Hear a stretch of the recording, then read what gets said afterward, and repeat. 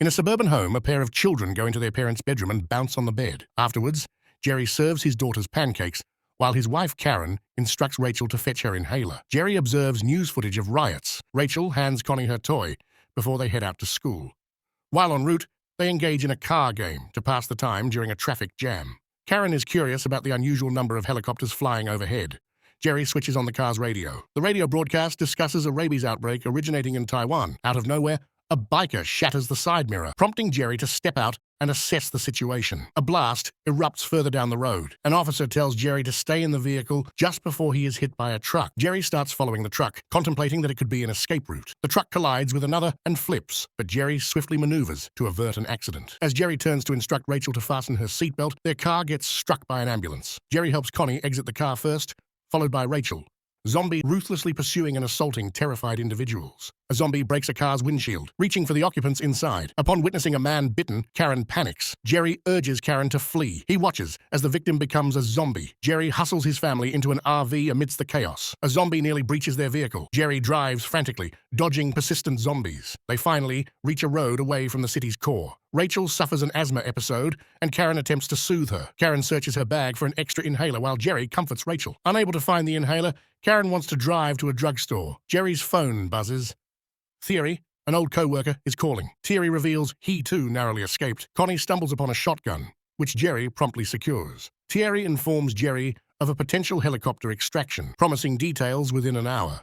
They reach Newark and head for an already looted store. Karen hunts for food, while Gerry and Rachel search for medicine. Inside the pharmacy, they encounter an armed man who inquires about their needs. The man locates and hands Gerry the required medication, along with something extra for assistance. Upon leaving the store, they see a high rise as the best place for shelter. Gerry contacts Thierry and arranges for an extraction for the next morning. They race through the streets toward the apartment complex. Karen lights a flare as they enter the building. They secure the door behind them. Zombies breach the door and pursue them. Amid the chaotic chase, Connie goes missing. They discover Connie in front of an ajar door, another family inside. Gerry rushes everyone into the room. They settle in, communicating with the parents through their son, Thomas. Gerry locates an emergency radio broadcast warning of a mysterious virus statewide. Awakened from a bad dream, Gerry hears a noise and finds Thomas and Rachel in another room. Later, he suggests to the father that survival odds increase if they join forces. The man refuses. Gerry and family vacate the apartment. Hearing zombie noises within the building, they sprint toward the rooftop. They pause for a moment, hiding to regroup. Upon opening the doors, zombies launch an immediate attack. They scramble up the stairs, Gerry fending off some trailing zombies. The helicopter nears but can't spot them. Gerry grapples with another zombie as Karen and the girls reach the roof. Karen ignites flares, capturing the helicopter's attention. Gerry reaches the roof, but distances himself to check for infection. The helicopter arrives. Hearing zombies near, Gerry secures the door. Karen and the children board the helicopter as a soldier covers Gerry. They shoot zombies leaping after the helicopter who plunge off the building. The helicopter touches down on a UN vessel in the Atlantic. Thierry welcomes them and guides them to their berths, mentioning they won't anchor again. In the command center, experts analyze the virus. Dr. Fassbach suggesting a vaccine could be developed once the origin is known. Thierry introduces Fassbach as their best chance for answers and mentions the term zombie, originating from a South Korean memo. A general approaches Gerry, offering a mission to South Korea. Gerry declines, unwilling to abandon his family. The general threatens to eject his family from the ship if Gerry refuses. Gerry informs Karen of their situation, giving her a phone for daily check-ins. Saying farewell to his family and Thomas, Gerry boards the plane. Gerry instructs Fassbach to obey the soldiers and report any crucial findings. Fassbach speculates they'll uncover a clue there, remarking that what appears as the virus's cruelest feature may in fact be its weakness. Non-essential personnel aboard the ship are being moved to a different location. The plane lands in South Korea without communication from the base for landing clearance. The ramp drops. As the team walks out, they detect unusual noises outside. Suddenly, zombies ambush them. Panicked, Fassbach retreats, stumbles, and discharges his gun, killing himself. Soldiers fend off the zombies, while moving onward to the base, leaving Fassbach behind. When they enter, they're met by Captain Speak, who question their presence. Gerry fills them in on Fastback's fate, and their pilot inquires about the refueling procedure. Captain Speak suggests extreme care during refueling as zombies are attracted to sound. Also, headshots are best against the zombies while they incinerate the corpses whenever possible. Without Fastback, Speak questions what Gerry's plan is now. Gerry describes a memo that had mentioned zombie as a keyword. The soldiers take Gerry to a room filled with charred bodies. Speak explains the ashes were all soldiers bitten by their infected doctor. The doctor got infected by being bitten by a missing soldier who had been absent for a week. Gerry learns key documents that could have helped track the original infected soldier were destroyed in a fire. Speak shares an odd observation. One of his men was unscathed, despite being in the midst of the zombies. In detention, Gerry talks to a former CIA agent who had been dealing arms to North Korea. The ex-agent insists that firearms are insufficient measures against the outbreak. The agent reveals he is missing all of his teeth, a strategy used to prevent bites. Gerry dismisses the tooth removal story as absurd. The agent informs Gerry that Israel has had some success by erecting a massive wall around Jerusalem. Gerry learns the contact he should seek out in Jerusalem for more information. Gerry instructs his pilot to set a course for Jerusalem. Soldiers brief Gerry and his crew on how to board the plane. Captain Speak outlines a comprehensive plan for safely refueling the aircraft. Gerry's team pedals toward the airplane as snipers from the base provide cover. Speak instructs them via radio to reach the plane silently for fueling. Along the way, a call from Karen rings Gerry's phone, waking nearby zombies. The team continues to advance, now trailed by zombies. Speak eliminates some using a fuel truck. Gerry and his crew engage zombies as the plane starts to refuel. Speak rescues Gerry from a zombie, but is bitten himself. As Gerry boards the plane, Speak takes his own life to prevent from turning. A team member exits to unhook the fuel line. Gerry locks the cockpit to keep zombies out. Upon takeoff, zombies clinging to the plane are shaken off. Gerry calls Karen to say they're en route to Israel. She assures him the children are fine. Abruptly, an explosion occurs, and the connection is lost. The airplane now nears Jerusalem. Gerry inquires about the Mossad agent Gerry intends to meet. They gain permission to enter. Gerry instructs his pilot to remain with the aircraft. Subsequently, he is escorted to the agent by a convoy. Gerry meets Jürgen Warmbrunn. He shares that human nature often denies the possibility of an event until it transpires. Gerry queries how Israel was aware. Warmbrunn reveals that they intercepted a message from an Indian general. Gerry is skeptical that this information alone swayed the experienced agent. He elaborates about a strategy was devised where one person must dissent from the consensus. This person has the duty to investigate, presuming the majority is mistaken. As he was chosen to be this person, he had to assume zombies as real. Warmbrunn informs Gerry the true origin of the virus still remains unknown. Eventually, they reach the wall, the passageway for people into the city. Zombies are congregating around the wall. The inhabitants start to revel in their anticipated rescue. The escalating volume of the singing draws the zombies to the wall. They begin to scale it. Gerry asks Warmbrunn what to search for in India, though the agent only advises him to only seek refuge. As the zombie mass ascends the wall, no one is aware of what is happening. Zombies commence descending into Jerusalem from the wall. Gerry, along with Warmbrunn, attempts to flee amidst the zombies' intrusion within the enclosure. Helicopters engage the zombies from a distance, with minimal impact. Warmbrunn assures Gerry that his associates will help him reach his aircraft.